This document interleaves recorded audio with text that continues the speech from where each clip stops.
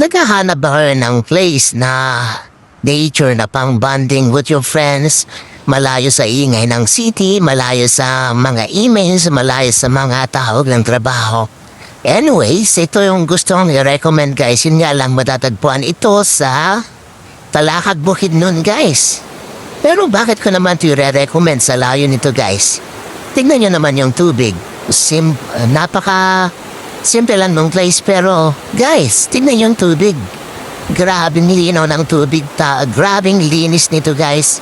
So ito nga, naabutan ko nga yung mga kakabarkada dito na nagbobonding sa cold spring na ito ng Bulaw. Bulaw yung tawag nitong cold spring na ito guys sa Talakag Bukidnon. Grabe ang linis guys, so tignan nyo. Grabe, at nagtagal ako dito guys mind you. Mga parang 3 hours ako dito, 2 hours, mga ganon. Grabe. Ang sarap ng tubig guys, alinis na malamig. So yon, ang galing, ang saya dito guys. So kung malapit kayo sa area, try niyong puntahan ito. Actually nasa in between siya ng Cagayan de Oro and then yung Talakag Bukidnon. So yon, puntahan nyo lang to guys. I-search nyo lang sa map.